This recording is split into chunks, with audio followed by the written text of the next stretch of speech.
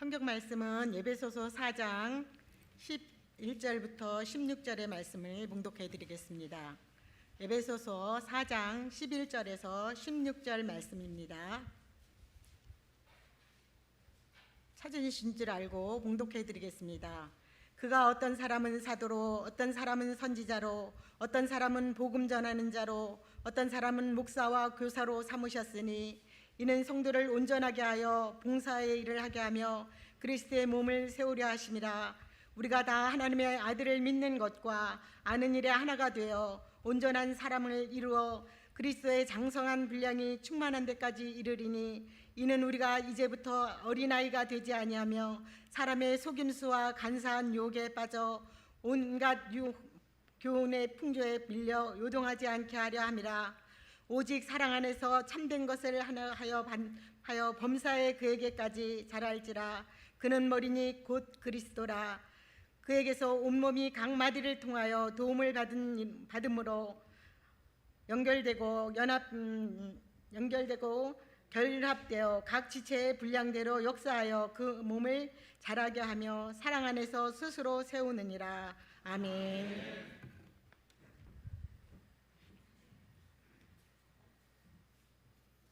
할렐루야. 참 좋으신 주님의 은혜가 이 자리에 오신 여러분에게 함께 하시기를 바랍니다. 오늘 말씀의 제목은 함께 한번 따라하겠습니다. 시작. 그리스도의 몸인 교회를 세우는 평신도입니다. 오늘은 평신도 주일인데 우리 감리교에서는 6월 첫째 주를 평신도 주일로 정하여서 지키고 있습니다. 오늘 평신도 주일을 맞이하여서 우리의 정체성과 사명을 재인식하고 결단하며 새롭게 하는 시간이 되기를 바랍니다. 우리 감리교를 시작하셨던 존 웨슬리 목사님은 평신도를 세워서 교회를 세우고 또 복음을 전하게 했습니다. 웨슬리 목사님이 회심한 이후에 바쁘게 여러 도시들을 다니시면서 말씀을 전하였는데 말씀을 들은 사람들이 그 마음에 갈급함이 있어서 또 우리에게 와서 복음을 전해달라고 요청을 했지만 이 웨슬리 목사님이 더 많은 지역을 다니면서 복음을 전해서 몸이 10개라도 모자랄 지경이었습니다.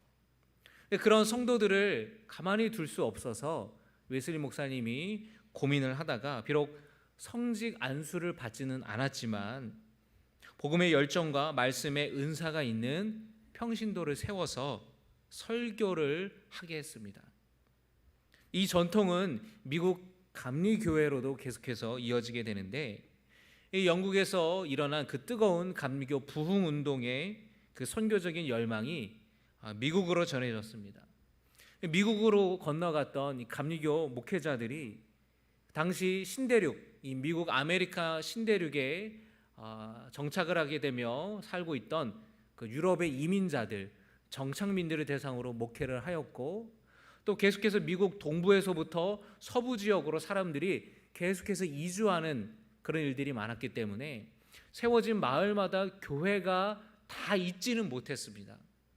그래서 이 감리교에서는 젊은 순회 설교가들이 생겨나기 시작했는데 20대 젊은 청년, 우리 교회 전도사님처럼 젊은 이 청년들이 순회 설교가가 되어서 교회가 없는 또 목회자가 없는 마을을 돌아다니면서 복음을 전하였습니다.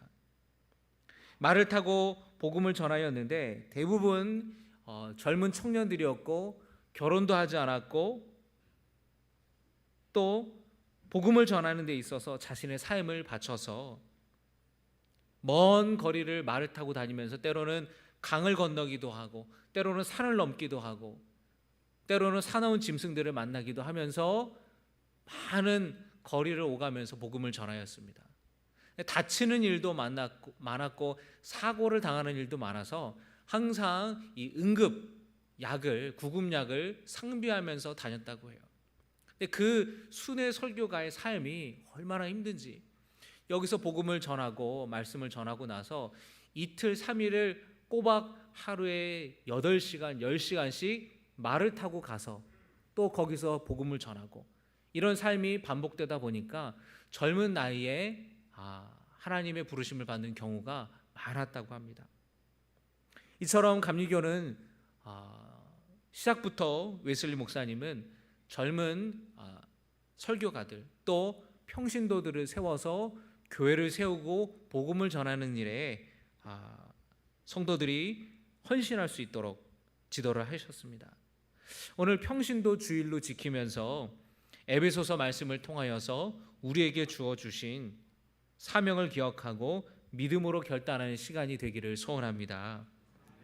사도 바울은 하나님께서 우리에게 각기 다른 직분을 주셨다고 전하고 있습니다. 여러분 4장 11절의 말씀인데 같이 한번 읽겠습니다. 시작. 그가 어떤 사람은 사도로, 어떤 사람은 선지자로, 어떤 사람은 복음 전하는 자로, 어떤 사람은 목사와 교사로 삼으셨으니. 아멘. 각기 다른 역할이 있다라는 거예요. 각기 다른 달란트가 있고 은사가 있다라는 것입니다.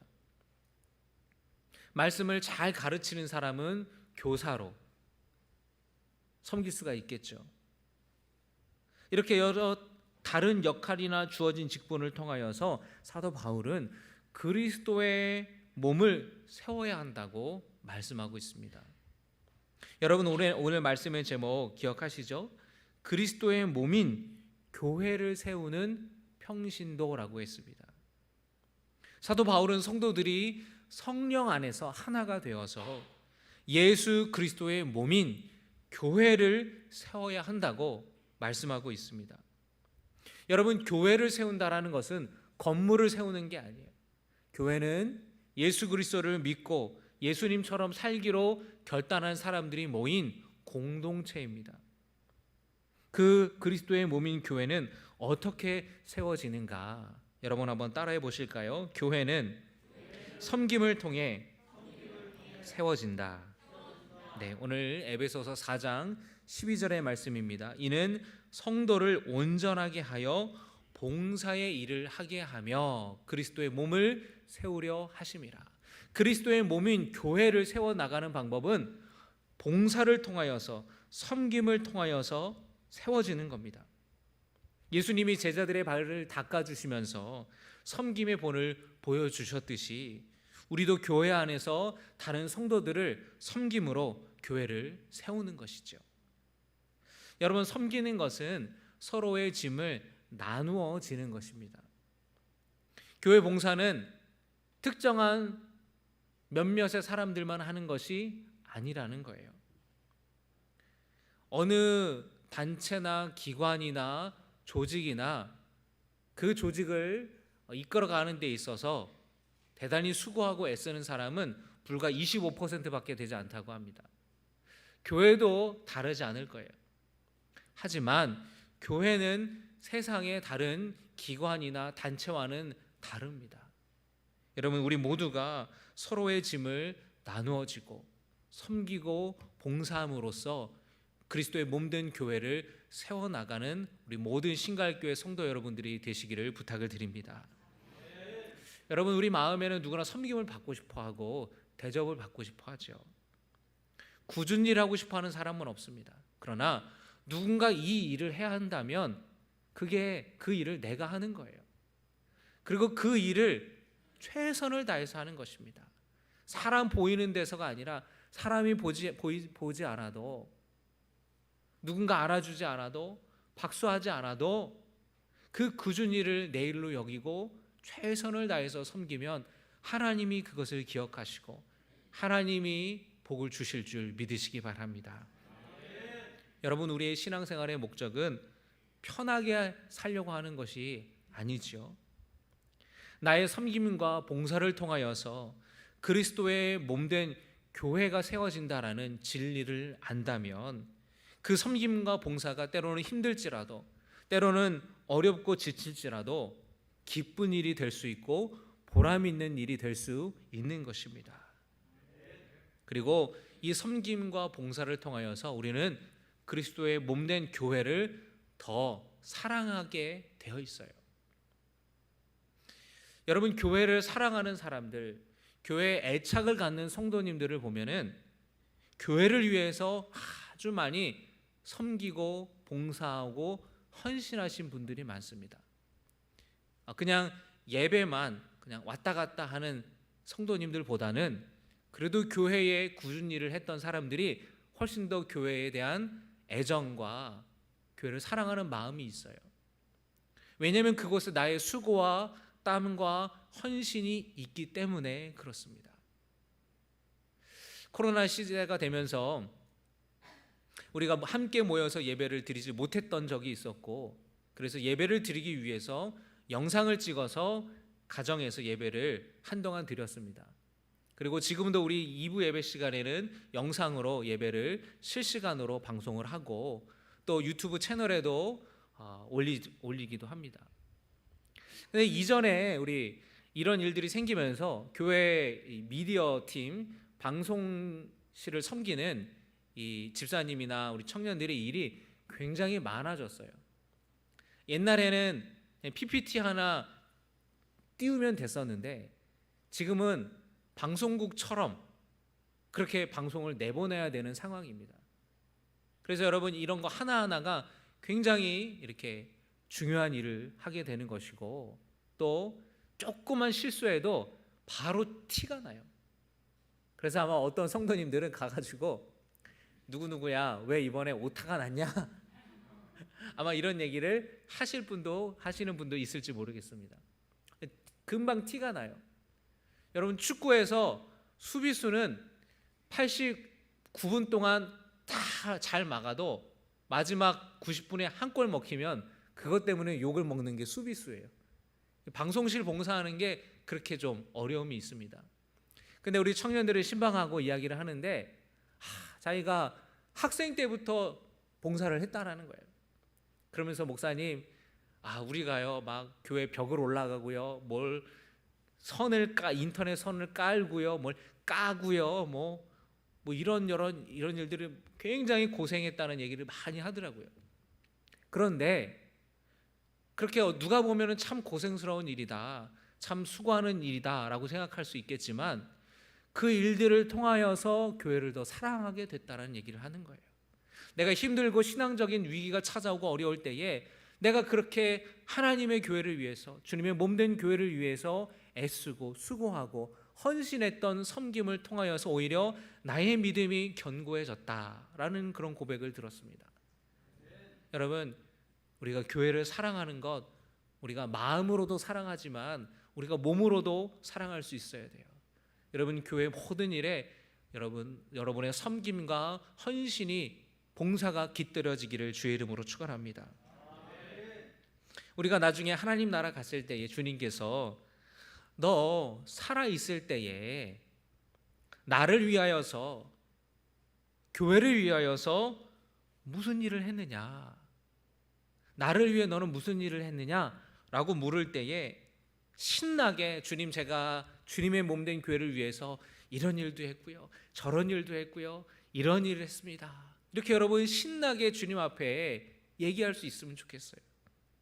제가 지금은 생각이 나진 않는데 제가 한번 집에 가서 곰곰이 생각해보고 분명히 뭐가 있는데 지금은 기억이 나지 않지만 분명히 제가 봉사한 게 있다고 제가 나중에 생각나면 말씀드리겠다고 하는 그런 사람 되지 않기를 바랍니다. 여러분 우리에게 얼마나 많은 달란트가 있고 얼마나 많은 은사가 있는지는 중요하지 않아요. 그걸 땅에 묻어두지 않고 주님의 몸된 교회를 위하여서 그것을 사용하는 것이 중요한 것입니다. 어떤 분들은 목사님 저는 은사가 없어요, 저는 재주가 없어요, 저는 노래를 부를지도 모르고 악기를 다룰지도 모르고 저는 이렇게 활발하게 사람들을 만나면서 누구는 막 전도 왕이라고 하는데 저는 그러지도 못해요. 그런 분들도 아마 계실 겁니다.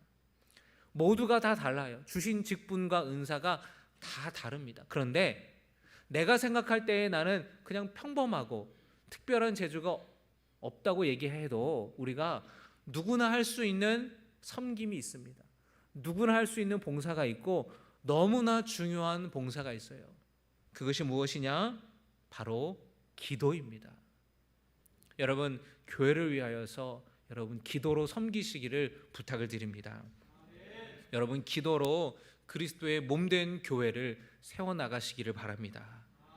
우리 신갈교회를 위하여서, 또 목회자들을 위하여서, 또 우리 다음 세대의 어린이들, 유치부 아이들, 또 유초등부 아이들, 중고등부 청년에 이르기까지 다음 세대를 위해서 여러분 기도해 주시고, 또 기도가 필요한 다른 성도들을 위해서 기도하는 중보자가 되어 주시기를 부탁을 드립니다.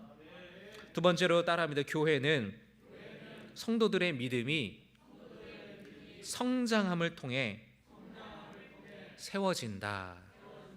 네, 아멘. 에베소서 4장 13절입니다. 에베소서 4장 13절에 우리가 한번 같이 읽겠습니다. 시작. 우리가 다 하나님의 아들을 믿는 것과 아는 일에 하나가 되어 온전한 사람을 이루어 그리스도의 장성한 분량이 충만한 데까지 이르리니. 아멘. 여러분, 교회는 공동체입니다. 성도들이 모인 곳이 교회예요. 예수님이 머리시고 우리는 지체입니다. 그렇기 때문에 성도들이 예수님을 믿고 아는 일에 우리의 그런 신앙이 성숙해져야 한다고 바울이 말씀하고 있는 겁니다. 그리스도의 장성한 분량에 충만한 데까지 이르리니 라고 말씀하고 있어요.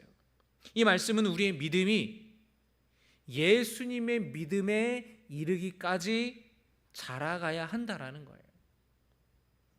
여러분, 우리 예수님은 우리의 믿음의 대상이시죠.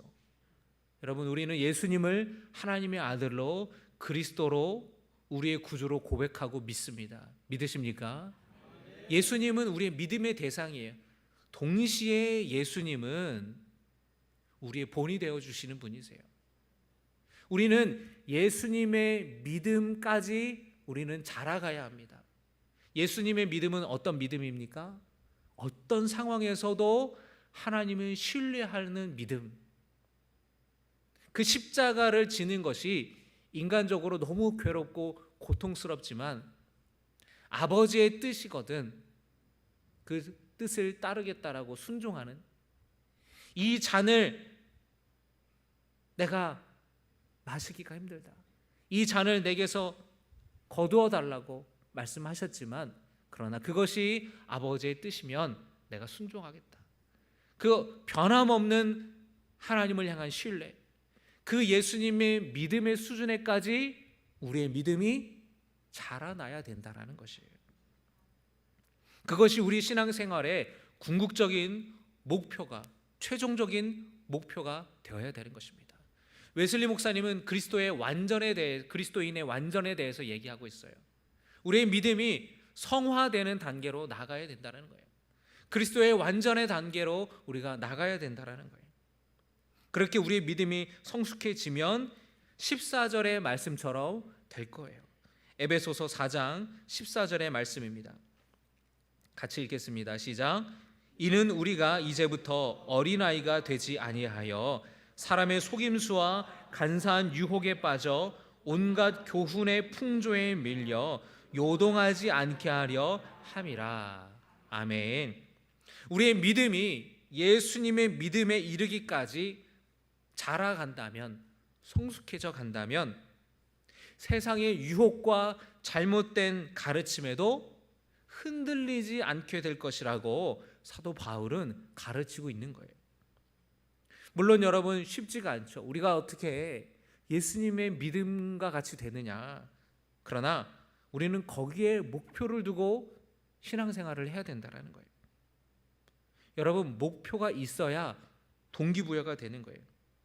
그리고 목표가 있어야 계속해서 도전을 하게 되는 겁니다. 며칠 전에 우리나라 국가대표 축구팀이 브라질 국가대표 축구팀과 경기를 한 적이 있었죠. 결과를 여러분 아시나요? 아세요? 1대5로 지고 말았습니다. 브라질이 너무 잘하는 거예요. 그도 그럴 것이 브라질이 전 세계에서, 이 지구상에서 제일 축구를 잘하는 나라예요. 세계 랭킹 1위가 브라질입니다. 얼마나 잘하겠어요.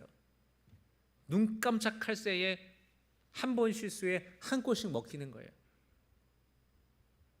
너무 세계적인 그런 강팀을 만나서 이렇게 좀 긴장도 많이 했던 것 같아요. 전반전까지는 그래도 잘하는데 후반전에서 골을 많이 먹혀가지고 지고 말았습니다. 그런데 여러분 봤을 때에 부정적으로 볼 수도 있겠죠. 야, 브라질을 어떻게 이기냐. 그렇게 많은 돈을 써서 브라질 축구대표팀을 초청해서 경기를 하는 게 무슨 의미가 있냐. 질 게 뻔한데 라고 말하는 사람도 분명히 있을 거예요. 그런데 왜 경기를 하느냐? 왜 강팀과 경기를 하느냐? 상대하기 어렵지만, 이기기 어렵지만, 아니 비기기도 어렵지만 도전하는 거예요. 부딪혀 보는 거예요. 그리고 목표를 세우는 겁니다. 지금은 우리가 5대1로 졌지만 다음에는 이기리라. 열심히 부단히 연습하고 실력을 키워서 다음에는 이길 것이다라는 목표가 세워지는 거예요.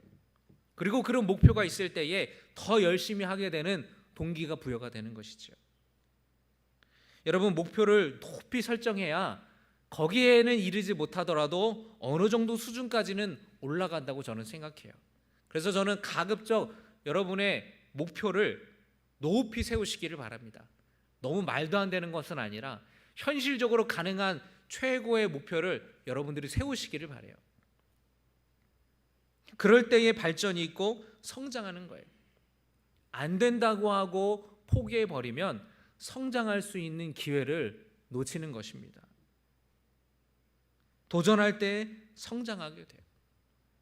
여러분, 오늘 저는 이 말씀을 준비하면서 우리나라에, 우리 민족에 우리는 저력이 있는 나라다, 저력이 있는 민족이다 라는 것을 저는 다시금 깨닫게 되었어요.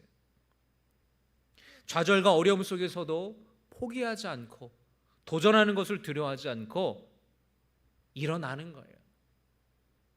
여러분, 우리나라가 일본의 식민 통치를 오랫동안 받았지 않습니까?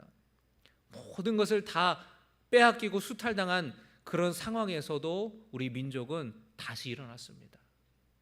여러분, 우크라이나 땅에서 러시아가 침공하여 전쟁이 일어났는데 여러분, 그 도시가 폐허가 된 모습들을 여러분 아마 뉴스를 통해서 보셨을 거예요. 여러분, 1차, 2차 세계대전 때의 모습이 아니라 지금 당장 오늘 일어난 우크라이나의 그 모습이에요. 전쟁이 일어나면은 그렇게 다 모든 것이 폐허가 되는 것이에요. 그런데 여러분, 우리나라가 그 6.25 전쟁을 겪었지만 그 폐허에서 이렇게 잘 사는 나라로 성장하게 되었지 않습니까? 할렐루야. 우리 민족은 다시 일어서는 민족이에요. 다시 도전하는 민족이고 그 도전을 두려워하지 않는 민족이에요. 옛날에 여러분, 가전제품 하면은 메이드 인 재팬이 최고였어요.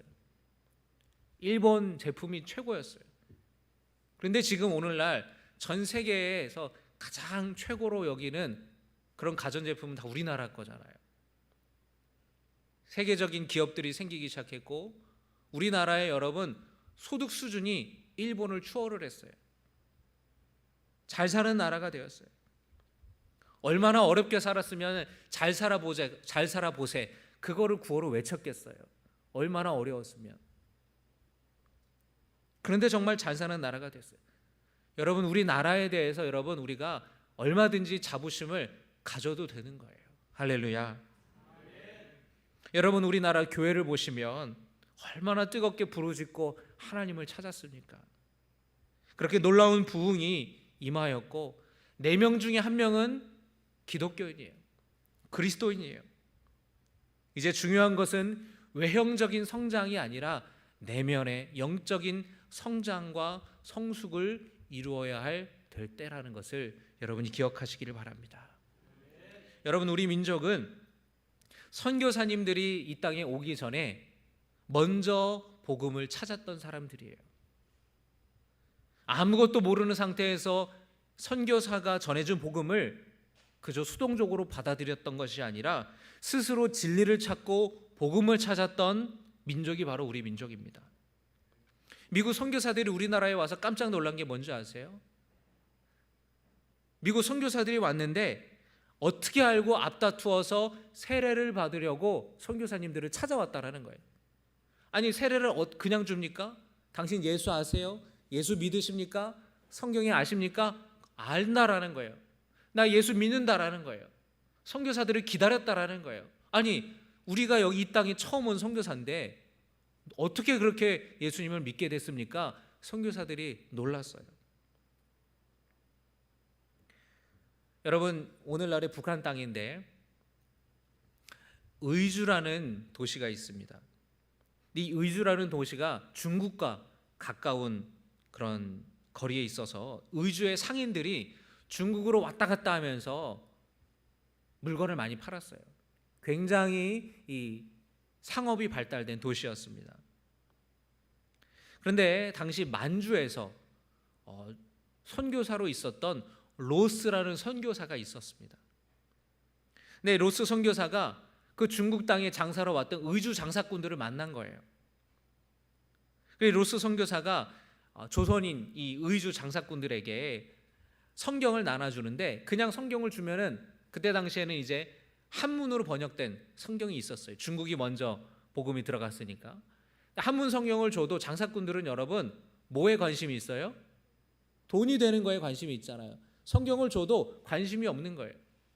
그래서 그 로스 선교사가 양초를 줬습니다. 옛날에는 여러분 우리 다 등잔에 기름을 받아서 기름에 불을 켰는데 양초를 주니까 얼마나 좋아요. 이 장사꾼들이 이 선교사를 이렇게 막 관심을 갖고 선교사가 입은 양복 그 옷감에 그냥 관심이 많아가지고 그렇게 찾아왔습니다. 근데 이 로스 선교사가 이 의주 상인들을 만나면서 내가 조선의 복음을 전해야 되겠다. 그래서 조선말을 배워야겠다.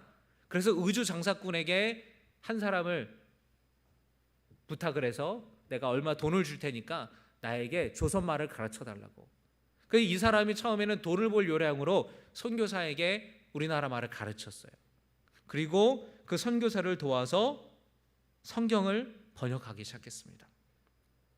그런데 성경을 번역하면서 이 사람이 예수님을 믿게 된 거예요.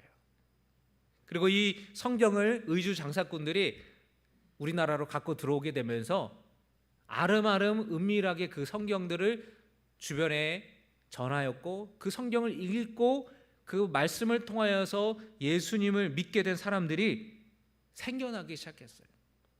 그래서 미국의 선교사들이 우리나라에 들어왔을 때에 이미 인천과 서울에 그 성경을 읽고 예수님을 믿게 된 사람들이 수백 명에 달했다라는 거예요. 또 일본에 유학을 갔었던 개화파 지식인 이수정이라는 사람이 있습니다. 남자인데 이 이수정이라는 양반이 일본에 갔다가 한문으로 된 성경을 접하게 돼요. 어느 일본 학자가 그걸 선물로 이렇게 주게 돼서 읽게 되는데 그가 자다가 꿈을 꿨어요. 꿈속에서 낯선 두 사람이 책보따리를 갖고 오는 거예요. 이수정이 물었습니다. 그게 무엇입니까? 그들이 대답했습니다. 당신 나라 조선의 가장 귀한 책입니다. 무슨 책입니까? 바로 성경입니다. 이 이수정이 잠에서 깼어요. 그리고 나서 그가 그때부터 정말 본격적으로 성경을 읽기 시작했고 그 말씀을 통하여서 그가 예수님을 믿게 되었어요. 그리고 1년 뒤에 일본 도쿄에서 그가 세례를 받게 되었습니다.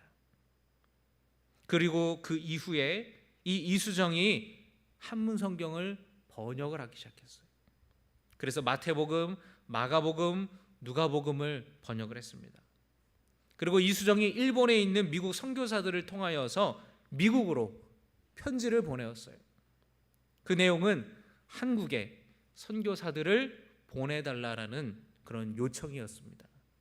그 편지의 내용을 제가 여러분에게 읽어드리겠습니다. 아직도 수천만 우리 민족은 참된 하나님의 도를 모른 채 이방인처럼 살고 있습니다. 아직도 그들은 주님의 구속하시는 은총을 받지 못하고 있습니다. 그래서 저는 성경을 한글로 옮기는 일을 하고 있는데 이것을 통해 복음이 확산되기를 바라기 때문입니다. 저는 비록 영향력이 없는 인물이지만 여러분이 선교사들을 파송만 해준다면 최선을 다해 돕겠습니다. 간곡하게 바라는 바는 지금 당장이라도 몇 명을 이곳 일본에 보내 여기서 일하는 이들과 협의하면서 사업 준비를 하도록 해주십사 하는 것입니다. 그렇게만 된다면 제 기쁨은 한이 없겠습니다. 그리스도의 종 이수정 드림. 이게 일본에서 복음을 접했던 이수정이라는 개화파 지식인이 미국에 보냈던 선교 편지의 내용이에요. 이 간곡한 편지가 미국 교회에 알려지게 되었어요. 그래서 미국 교회에서는 이 이수정을 가리켜서 조선의 마게도냐인이다 라고 부르게 되었습니다. 그리고 1년 뒤에 이수정의 소원대로 선교사들이 한국으로 오게 되었어요. 1885년에 장로교회 언더우드 선교사와 감리교회 아펜젤러 선교사가 들어오게 되었어요. 그리고 이들이 한국으로 들어오기 전에 일본에 먼저 들어가서 이수정을 만나서 한국어를 배우고 그리고 그가 번역한 성경을 갖고 인천 항구로 들어오게 되었던 거예요. 물론 이들이 최초의 선교사는 아닙니다. 그 전에도 선교사들이 여러 들어왔었어요. 그런데 그때 들어온 선교사들의 신분은 외교관, 이런 식의 정부의 요직을 맡은 그런 관직을 맡은 선교사들이었지, 순수하게 미국 교회에서 선교사로 파송한 선교사는 이 언더우드와 아펜젤러가 최초예요. 그 전에 선교사들은 의사로 왔고 외교관으로 왔고 그랬습니다. 여러분, 그런데 우리나라뿐만 아니라 우리나라보다 먼저 아시아의 다른 지역에 수많은 선교사들이 들어갔어요. 인도에도 선교사들이 들어갔고 말레이시아에도 선교사들이 들어갔고 필리핀도 마찬가지고 우리나라 외에도 수많은 아시아 지역에 선교사들이 들어갔습니다. 그런데 기독교가 뿌리 내리지 못했어요. 우리나라와 그 나라의 차이가 뭐냐? 여러분, 선교사들이 처음에 이 아시아 지역에 들어갈 때에 무역선을 타고 들어갔습니다. 서양의 나라들이 식민지를 확장하는 시대에서 무역선을 통해 들어갔던 기독교는 강자들의 종교였고 침략자들의 종교였던 거예요. 그래서 식민 통치를 받는 사람들의 입장에서는 기독교는 침략자들의 종교였기 때문에 받아들이지를 않았던 거예요. 우리나라도 여러분 토마스 선교사라고 아시죠? 대동강으로 이 무역선이 들어갔을 때에 평양 사람들이 거부를 하지 않습니까? 왜냐하면 이 이항선을 타고 이 미국의 침략 상징하는 그 무역선을 타고 들어갔기 때문에 조선인들의 마음을 열 수가 없었던 거죠. 그런 한계로 선교에 어려움이 있었습니다. 그런데 여러분, 우리나라 상황은 좀 달랐어요. 제가 조금 말씀드린 것처럼 의주 장사꾼을 통하여서 성경이 번역되어서 선교사들이 들어오기 전에 먼저 성경을 읽고 복음을 받아들였던 사람들이 있었던 거예요. 이수정이라는 학자를 통하여서 성경이 번역되었고 먼저 선교사들을 좀 와달라고 요청하는 그런 흐름들이 있었던 거예요. 그래서 선교사들이 전하는 복음을 그저 수동적으로 받아들이는 것이 아니라 먼저 진리를 찾고 복음을 찾았던 주체적인 그런 신앙을 갖고 있었던 사람들이 바로 우리 선조들의 모습이었다라는 것입니다. 여러분, 우리 선조들은 진리와 복음을 먼저 찾았던 사람들이었습니다. 할렐루야. 그리고 그 신앙이 우리의 삶과 분리되지 않았어요. 하나님께서 이스라엘 백성들을 애굽의 손에서부터 구원하여 주신 것처럼 하나님께서 우리 조선을 일제의 손에서부터 구원하여 주실 것을 믿고 부르짖고 기도했습니다. 그리고 독립운동에 투신하였고 3.1 운동을 주도하였고 많은 민족 운동가들이 교회 안에서 세워지기 시작했어요. 그 희생과 믿음 위에 우리나라가 세워지고 우리 한국 교회가 세워졌던 것입니다. 여러분, 짧은 시간에 놀랍게 한국 교회가 성장했던 것은 이런 우리 선조들의 믿음과 희생이 밑바탕이 되었기 때문이에요. 이제 여러분, 우리는 믿음이 더 내적으로 성숙해지고 성장해야 되는 시기가 왔습니다. 우리의 믿음이 어린아이의 믿음이 아니라 장성한 분량에 이르는 예수님을 닮은 믿음으로 성숙해져야 되는 거예요. 여러분, 중고생 아이들 보세요. 몸은 성인이에요. 그러나 성인이라고 말하지 않죠. 여러분, 한국 교회가 다 외형적으로는 성장했습니다. 근데 이제는 우리가 내적으로 성장해야 돼요. 그리스도의 장성한 분량에 이르기까지 예수님을 닮은 믿음으로 성숙해 나가는, 거기에 우리의 신앙의 목표를 두는 저와 여러분들이 되시기를 주의 이름으로 축원합니다. 따라합니다. 교회는 사랑을 통해 세워진다. 네, 에베소서 4장 15절의 말씀입니다. 우리 고개 드시고 화면을 보시고 같이 읽겠습니다. 에베소서 4장 15절입니다. 시작.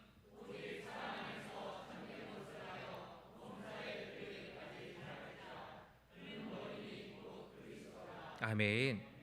오직 사랑 안에서 자라나서 그에게까지 자랄지라 말씀합니다. 사랑 안에서 교회가 세워지는 거예요. 4장 16절의 마지막 절에 사랑 안에서 스스로 세우느니라 말씀하였습니다. 여러분, 우리 교회 2022년 올해 표어는 온 마음 다해 하나님을 사랑해라죠. 우리 모든 성도 여러분들 온 마음 다해 하나님을 사랑하려고 노력하고 계시죠? 여러분, 우리의 예배가 회복되기를 주의 이름으로 축원합니다. 주일 예배뿐만 아니라 수요 예배와 금요 기도회와 또 우리 새벽 기도회, 또 여러 우리 기도회, 또 예배의 자리가 여러분 회복되기를 주의 이름으로 축원합니다. 돌아오는 금요일 기도회 때부터 우리 방역 수칙이 완화됨에 따라서 제가 여러분 우리 성도 여러분들을 안수 기도를 해드릴 거예요. 여러분들 기도하러 많이 오시고 기도 응답받는 그런 시간이 되시기를 주의 이름으로 축원합니다. 그래서 우리가 순서를 바꿔서 원래 설교 전에 기도를 했는데 설교 후에 기도하는 시간을 우리가 가지면서 뜨겁게 주님 앞에 부르짖는 시간이 될 텐데, 여러분들 금요 기도를 사모하여서 주님 전에 나오시기를 부탁을 드립니다. 여러분, 우리가 온 마음 다해 하나님을 사랑하는 것이 우리의 목표인데, 온 마음 다해 사랑하는 것은, 하나님을 사랑하는 것은 동시에 온 마음 다해 다른 성도들을 사랑하는 것과 다르지 않아요. 하나님을 사랑하고 이웃을 사랑하는 것 다르지 않은 것처럼 온 마음 다해 하나님을 사랑하는 것은 온 마음 다해 다른 성도들을 사랑하는 것과 다르지 않습니다. 여러분, 우리 안에서 사랑과 기쁨이 충만하게 되기를 바랍니다. 여러분, 이해가 돼서 사랑하는 것이 아니에요. 사랑하면 이해할 수 있습니다. 사랑하면 용납할 수 있어요. 사랑은 여러분 표현해야 되는 것이에요. 표현하지 않으면 잘 몰라요. 그러면 여러분, 우리가 다른 성도들을 어떻게 사랑할 수 있을까? 부부처럼 또는 연인처럼 이성관계에서 사랑을 나누는 것처럼 뭐 데이트를 할 수는 없잖아요. 어떻게 우리가 사랑을 나눌 수 있느냐? 우리 성도들의 사랑은 서로의 아픔을 감싸주고 위로해 줌으로 사랑하게 되는 거예요. 다른 사람을 위해서 기도해 주는 것입니다. 상대방의 아픔을 나의 아픔처럼 공감하고 기도해 주는 거예요. 누군가 울고 있다면 함께 울어주는 것이에요. 새벽기도 오시는 분들은 아시겠지만 새벽기도 때 가장 늦게까지 기도하시는 권사님이 계세요. 1시간 내내 일어서서 기도를 합니다. 그 권사님을 신방하면서 어떤 간절한 기도 제목이 있으시길래 그렇게 새벽마다 간절하게 기도하시냐고 제가 한번 여쭤봤어요. 손주가 많이 아프다는 거예요. 여러분 아마 아시는 분들은 아시겠죠. 우리 성시우 아기가 척추성 근위축증이라는 병으로 지금 투병 중에 있습니다. 이 병은 아이가 자라면 아이가 엄마 젖도 먹고 또 아이가 기기도 하고 또 일어서기도 하고 걷고 그러면서 아이가 이제 자라나야 되는데 근육에 힘이 없는 거예요.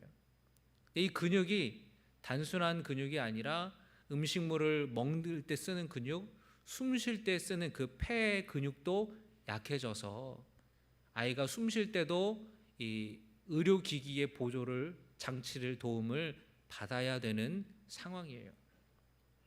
이 목을 가누는 것도 힘들고 그래서 여러 번 병원에 입원했다가 퇴원하기를 반복하고 어려운 그런 치료를 받고 있습니다. 그런 이야기를 하면서 저도 처음 들어보는 그런 질병이었어요. 아마 여러분들도 처음 들어보실 텐데, 그런데 아이가 태어나고 나서 24개월 전에 주사를 맞으면, 이 치료제가 있는데 주사를 맞으면 아이가 정상적으로 회복될 수 있는 가능성이 높다라는 거예요. 주사 한 방만 맞으면. 근데 그 치료제 주사가 26억, 28억이에요. 여러분 그 주사를 맞힐 수 있는 부모가 누가 있겠어요? 어떤 기도를 하냐고 물어보니까 권사님이 이 치료제가 건강보험 혜택이 돼서 우리 아이가 치료됐으면 좋겠다고 그 기도를 오랫동안 1년이 넘게 해오시는 거예요. 주사 한 방이면 고칠 수가 있는데 너무 비싸서 치료를 받을 수가 없는 거예요. 그런데 여러분 얼마 전에 권사님이 소식을 전해왔는데 우리나라에서 건강보험 혜택을 주기로 했다라는 거예요. 할렐루야. 여러분 그 권사님의 그 애끓는 기도를 하나님이 들어주셨어요. 할렐루야. 그런데 여러분 아직 넘어야 될 산들이 있습니다. 이게 너무 치료제가 비싼데 이거를 건강보험 혜택을 적용하다 보니까 국가 예산이 많이 들어가고 과연 이거를 어떻게 적용해야 될 것이냐 이런 법적인 제도적인 그런 과정이 있는데 지금 시우가 17개월이에요. 지난 성탄절에 이제 아이가 이제 약하고 그때 코로나가 심할 때라서 엄마 아빠만 따로 와서 그때 제가 유아 세례를 줬거든요. 근데 24개월 전에 그 주사를 맞아야 된다라는 거예요.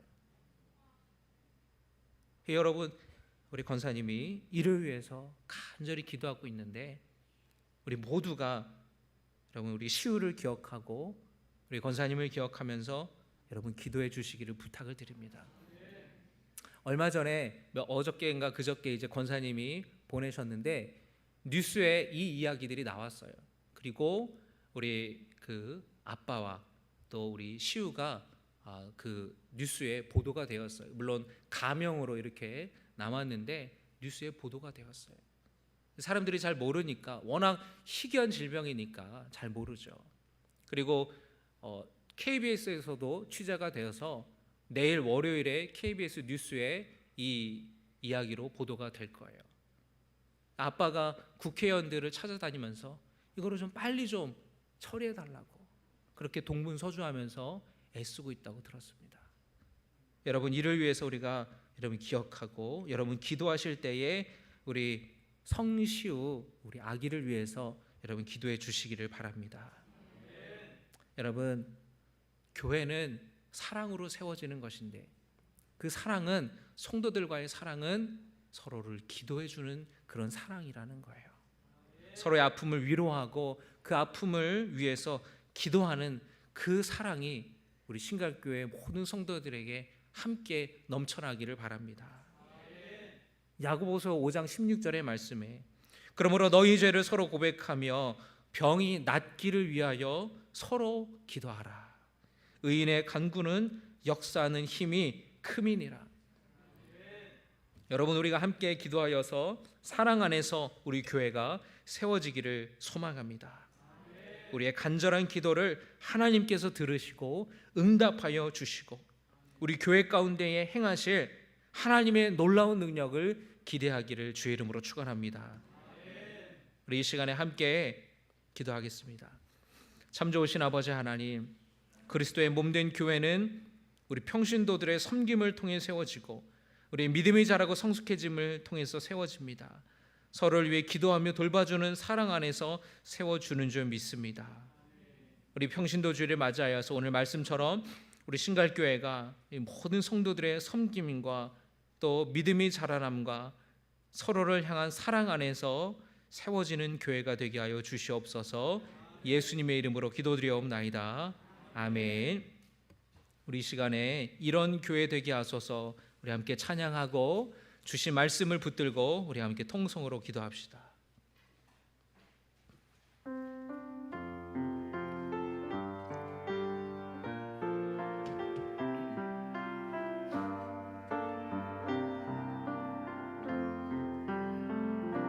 진정한 예배가 숨쉬는 교회, 주님이 주인 되시는 교회, 믿음의 기도가 쌓이는 교회, 최고의 찬양을 드리는 교회, 말씀이 살아 움직이는 교회, 성도의 사랑이 넘치는 교회, 섬김과 헌신이 기쁨이 되어 열매 맺는 아름다운 교회, 주님의 마음 닮아서 이웃을 사랑하는 교회,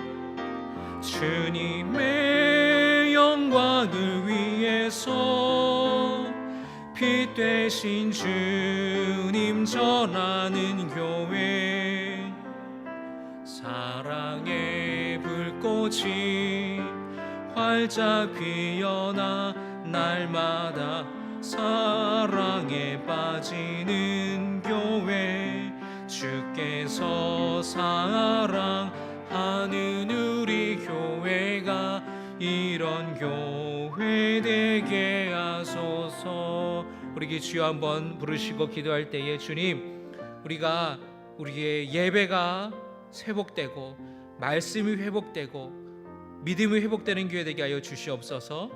우리의 섬김과 헌신을 통하여서 우리의 서로를 향한 사랑으로 세워지는 교회 되게 하여 주시옵소서.